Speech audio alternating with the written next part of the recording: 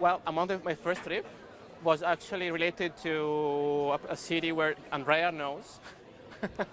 No, I was when I was a kid, I used to go during summer to meet my relatives in Zurich.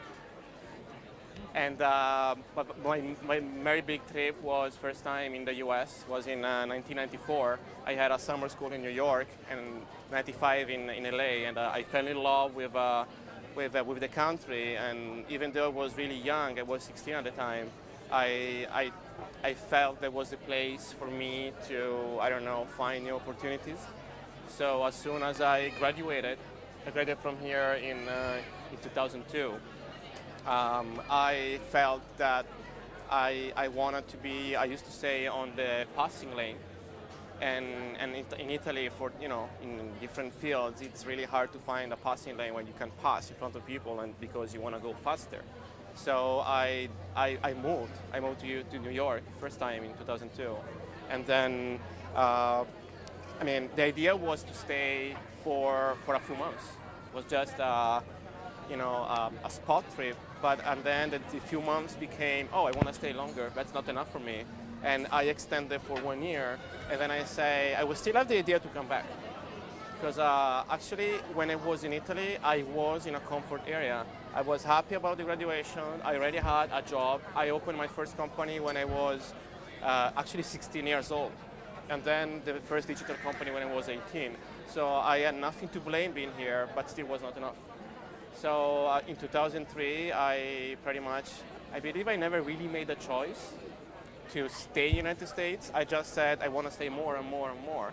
And then I moved to LA, and 4 years later, I found out that practically I moved from Italy 5 years before. It was kind of crazy. Like in 2006, before I moved to San Francisco, I pretty much found out that I left Italy like 5 years before, and it was a big shock for me because usually when you are on the go, you never notice. You're just on the run all the time, and it's really hard to stop and breathe.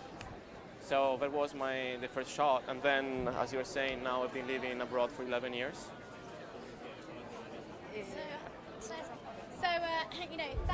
So thousands and thousands of young entrepreneurs move to Silicon Valley every month with dreams of making it, and very few people actually make any sort of impact in Silicon Valley. Paolo has made a huge impact in Silicon Valley. Wow. He's an investor in other startups. He's the founder of a very reputable startup. Everybody knows Paolo in Silicon Valley. So, amongst thousands of other entrepreneurs moving to Silicon Valley, how did you become somebody in Silicon Valley? That's a good question. Thank you for giving me a hard time. No, actually it's a good story. That's a perfect connection to what I was telling her. When I moved from LA to San Francisco, it was a very weird move because at the beginning, I've been able to reject 2 offers while I was building my company in LA that is not a famous tech scene. I've been able to reject 2 offers from Google in San Francisco. I just didn't want to move there. I felt, I'm comfortable here. I have my house. I just bought a house at the time. So I just chose to stay. In 2007, something happened in my life. I accepted a specialty consulting job in San Francisco for a few months. So I didn't have the idea to move there. I ended up being there. I fell in love with the city, and pretty much I chose to stay. And I moved from LA to San Francisco. So what happened? When I moved there, I didn't know anyone. I knew few people. Actually, for a coincidence, I got to meet Joe Gebbia, that is one of the 2 founders of Airbnb. He had another company before Airbnb, and at the end he was trying to sell to me, to my client's company, his product, and we ended up to become friends. And I started meeting people even thanks to Joe. And I pretty much started to go to events, and I started to meet people constantly, as I was saying before, and I started to collect contacts, let's say. But it doesn't mean people remember you. It doesn't mean you're starting to back people. It doesn't mean you become someone people remembers, or someone that is notable. So I believe I really like to some people that I met, and I chose to invest time with these people as a friend first. It has to be a connection on your personal side first. You never have to think about, oh, I met this person, or it's just business related. Yeah, it may happen. So you think being authentic is the key? Yeah. Being a friend, rather than just going in and trying to climb to the top, you have to make friendships, you have to be authentic. I think that's key. I mean, I always been natural in everything I've done. Maybe it was not the best way to conduct maybe business relationship, but I didn't care. I mean, I've just been authentic, and then I believe it's a natural selection, both on the business side and on the personal side. And then, you also learn. I also learned how other people around me, my friends, I had mentors. I had among my mentors that were also my friends, people such as David Weekley, one of my best friends in Silicon Valley, or Juan Pablo Puerta. Actually, that's a famous story about another friend. He's my friend. He's from Spain. He studied here. He was in Erasmus, an exchange program, and we met here in 1996.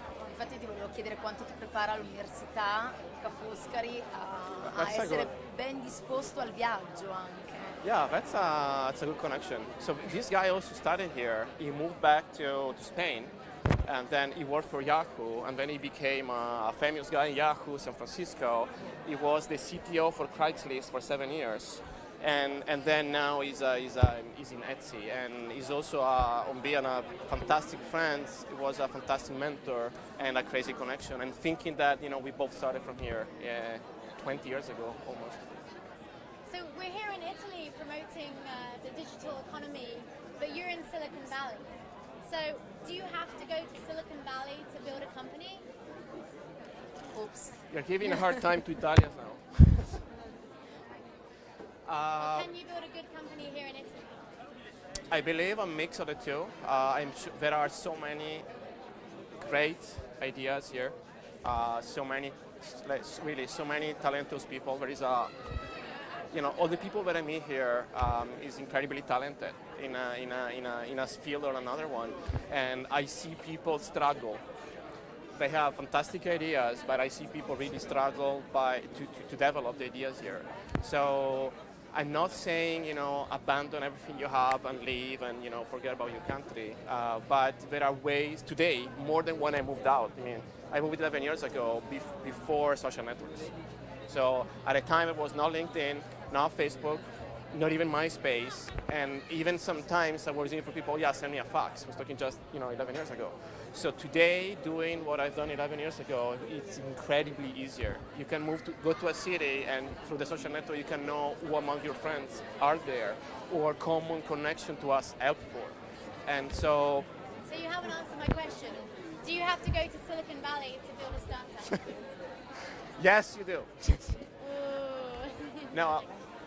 No, it's important. I mean, I believe spending time there and create a network there, being connected and coming back, as I am doing. I mean, I built an amazing team of people like Stefano that I lost, was here. He disappeared. I mean, I built a part of my company in Italy and proud of having done that. So it's possible to do both, but definitely going to Silicon Valley or other cities, London or maybe Australia, it's definitely key today to get exposure and to see your own country and how you can even network in a different way, in different perspective. Non solo